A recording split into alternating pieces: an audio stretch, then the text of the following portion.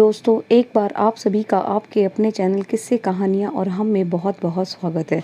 दोस्तों, ये कहानी एक ऐसी लड़की की है जिसके पिता ने घर से भागकर अपनी पसंद से शादी की थी, लेकिन उसके बाद में इस बात का एहसास हुआ कि उसने कितनी बड़ी गलती की। उस लड़की की माँ ने अपने जिगर के टुकड़े को किस तरह दरिंदों के सामने कुछ पैसों के लिए फेंक दिया और किस तरह उसे वेश्या बनने पर मजबूर किया। यह जानकर आपकी भी आंखों में आंसू आ जाएंगे। तो चलिए दोस्तों, शुरू करते हैं हम आज की ये कहानी। मुझे नहीं पता मेरे माँ बाप की शादी किस हालात में हुई। जब से मैंने होश संभाला, मैंने अपने माँ बाप को एक दूसरे से नाखुश ही पाया। बचपन की बातें इतनी याद तो नहीं, मगर थोड़ा बहुत तो याद है। वे यह है कि मेरी माँ मेरे पिता से हर समय लड़ती झगड़ती रहती थी। मेरे पिता एक पढ़े लिखे, खूबसूरत और रहम दिल इंसान थे और किसी कॉलेज में वो प्रोफेसर थे, जबकि मेरी माँ एक अनपढ़ और बदसूरत सी औरत थी। ऐसे शब्द अपनी माँ के लिए बोलना सही तो नहीं है, लेकिन पूरी कहानी सुनकर आपको भी अंदाज़ा होगा कि मैंने ऐसे क्यों कहा। फिर भी पापा यही कोशिश करते थे कि किसी भी तरह माँ सुधर जाए, जबकि मेरी माँ हर समय अपने मायके को याद करती रहती थी। वह कहती थी कि वहाँ उनको बहुत आज़ादी थी। शायद यही उनके नाखुश रहने की वजह थी। और मेरे पापा, जो एक बहुत अच्छे इंसान थे, माँ पर कुछ पाबंदियाँ लगाए रखते थे। मेरी माँ कभी भी अपने मायके नहीं गई थी और ना ही कोई वहाँ से उनसे मिलने आता था। जब मैं 13 साल की हो गई तो मेरी माँ ने अपने मायके वालों से बातचीत की। उनकी बहुत बार फ़ोन करने पर उनका भाई उनसे मिलने के लिए आया। अपने मामा को देखकर एक दफ़ा तो मैं घबरा ही गई थी। वह स्याही रंग का एक बहुत ही मोटा, बहुत ही बुरा इंसान था।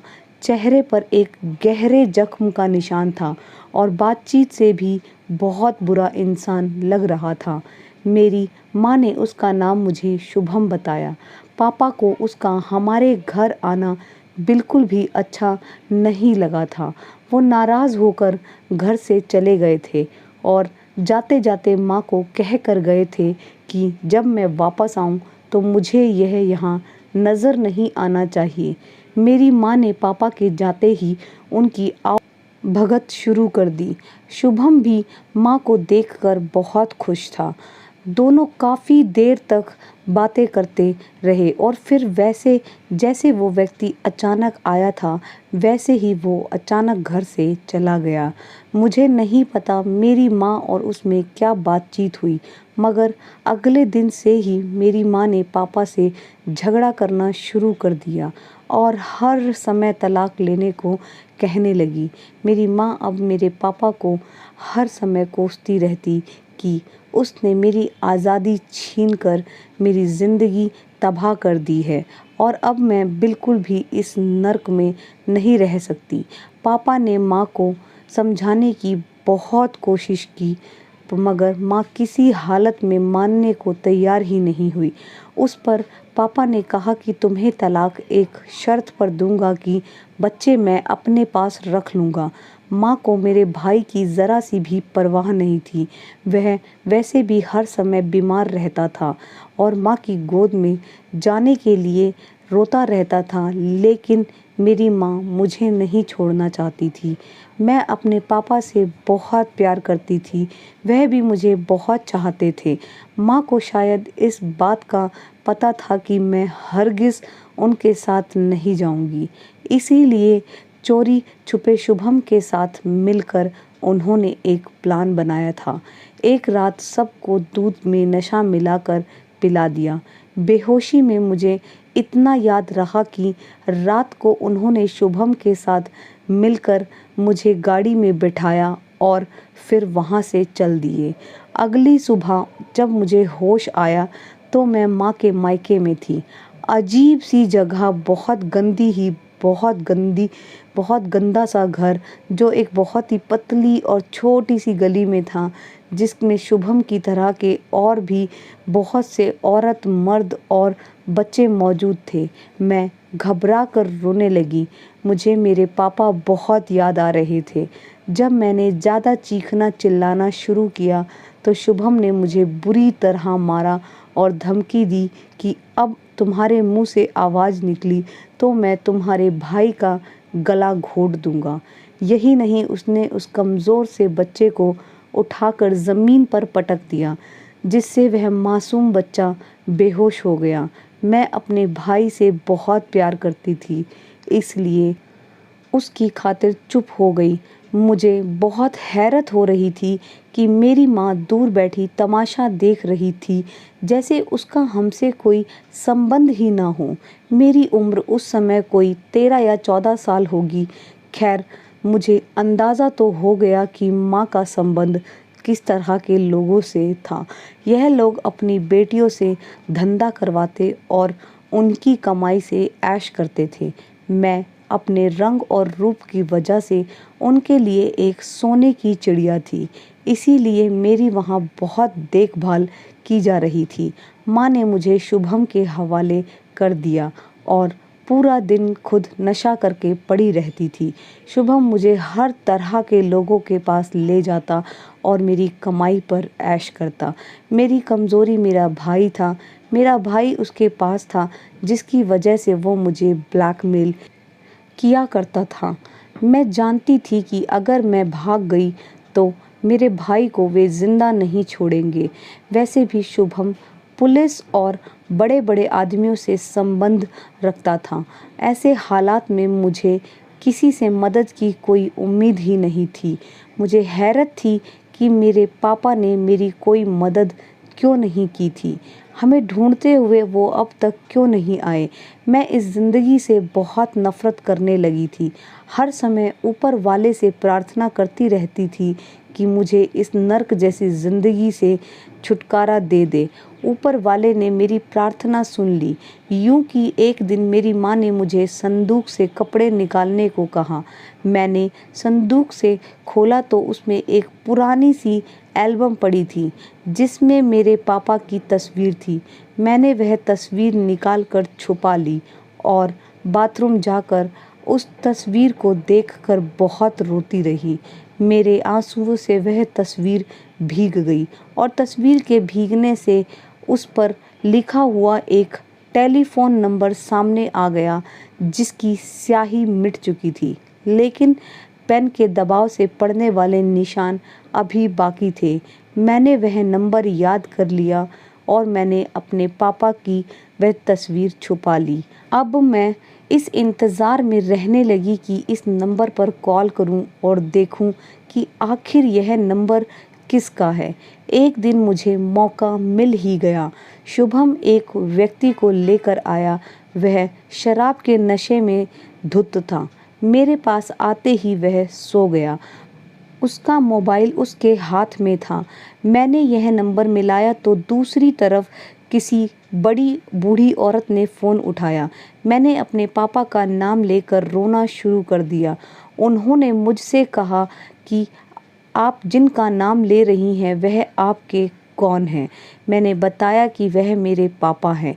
इतने में उस औरत की आवाज़ भारी सी हो गई और उन्होंने फ़ोन किसी आदमी को दे दिया। उस आदमी ने बड़े प्यार से मुझसे कहा कि बेटी, तुम किस जगह हो। मुझे उस जगह के बारे में जितना भी पता था मैंने उनको बता दिया।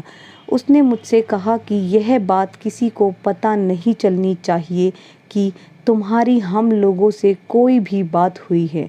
उसके बाद टेलीफोन बंद हो गया। अब मुझे डर था कि अगर सुबह यह बात शुभम को पता चली तो क्या होगा। सुबह होते ही मेरे कमरे का दरवाज़ा ज़ोर ज़ोर से बजने लगा। मैंने घबरा कर दरवाज़ा खोला तो शुभम और मेरी माँ की दुख भरी शक्ल नज़र आई। उन्होंने मुझे जल्दी से पीछे वाले दरवाजे से निकलने को कहा। जैसे ही हम पिछले दरवाजे पर पहुँचे तो गली में पुलिस की गाड़ियाँ नज़र आई। हम वापस मुड़ते मगर तब तक बहुत देर हो चुकी थी। पुलिस के सिपाही हमारे सर पर पहुंच चुके थे। उन्होंने फौरन मेरी माँ को गिरफ्तार किया और थाने में ले गए। वहाँ पर एक बूढ़ी औरत और एक बूढ़ा आदमी मौजूद थे। उनका चेहरा मेरे पापा जैसा लग रहा था। मैंने रोना शुरू कर दिया। उस औरत ने फौरन मुझे अपने सीने से लगा लिया और मुझे तसल्ली दी। थानेदार ने हम दोनों को उनके हवाले कर दिया। वह लोग हमें एक आलीशान हवेली में ले आए। हवेली की हर दीवार पर मेरे पापा की जवानी की तस्वीरें लगी हुई थी। मेरे पूछने पर उन्होंने बताया कि वह मेरे दादा दादी हैं।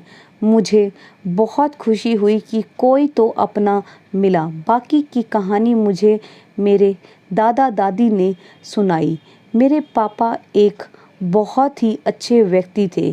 किसी भी बात पर उनका दादाजी से झगड़ा हुआ तो उन्होंने अपना घर छोड़ दिया। जिद्दी इतने थे कि फिर बात तक ना की। मेरे दादाजी ने उन्हें बहुत ढूंढा मगर कामयाब नहीं हुए। उसी बीच मेरे पापा ने मेरी माँ से शादी कर ली और शादी के 1 साल बाद मेरा जन्म हुआ। तो मेरे पापा को अपनी गलती का एहसास हो गया था मगर मेरी वजह से मेरी माँ को नहीं छोड़ सकते थे और मेरी माँ की वजह से वो अपने ख़ानदान में वापस नहीं जा सकते थे। खैर, हम भाई बहन को अपने दादा के घर में अब सुकून मिल गया और थानेदार के पूछने पर शुभम और मेरी माँ ने बताया कि उस दिन मुझे किडनैप किया गया था और उन दोनों ने मिलकर मेरे प्यारे पापा का गला घोंट दिया था। मेरे दादा ने उन पर केस कर दिया और उन दोनों को फांसी की सज़ा हो गई। इस कहानी को अब 10 साल बीत गए हैं।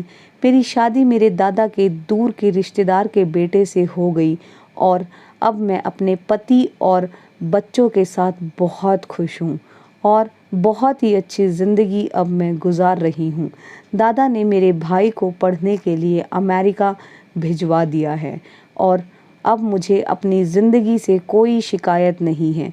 अब मैं हर समय ऊपर वाले का धन्यवाद करती रहती हूँ मगर एक दुख भी मेरे दिल में अभी भी बाकी है कि आखिर मेरी माँ ने यह सब क्यों किया।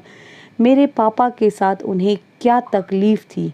उन्हें इज़्ज़त की ज़िंदगी मिल रही थी। अच्छे प्यार करने वाले पति को छोड़कर बुराई की दलदल में फंसने की उन्हें क्या ज़रूरत थी।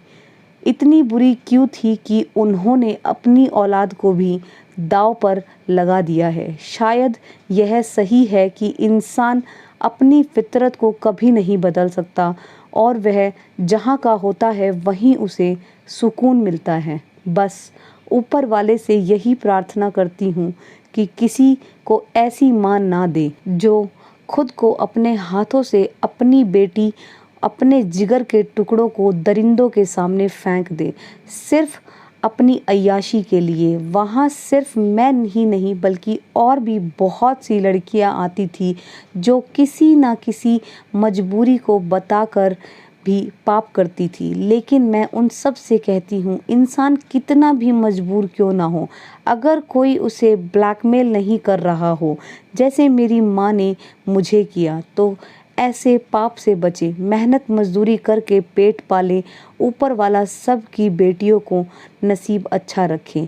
याद रखें, अगर आज आप किसी की बेटी के साथ जैसा व्यवहार करेंगे, कल आपकी बेटी के साथ भी वैसा ही होगा। यह दुनिया है, एक ना एक दिन हमें कर्ज चुकाना ही पड़ता है। तो दोस्तों, आज की कहानी आप सभी को उम्मीद करते हैं कि पसंद आई होगी। आपका क्या कहना है इस कहानी के बारे में? कमेंट करके अपनी प्रतिक्रिया ज़रूर बताना। वीडियो को अंत तक देखने के लिए धन्यवाद। प्लीज़ चैनल को लाइक, शेयर और सब्सक्राइब कर लीजिए। मिलते हैं आपसे फिर से एक अच्छी और नई कहानी के साथ। तब तक आप अपना और अपनों से जुड़े हुए लोगों का ख्याल रखिए। धन्यवाद दोस्तों।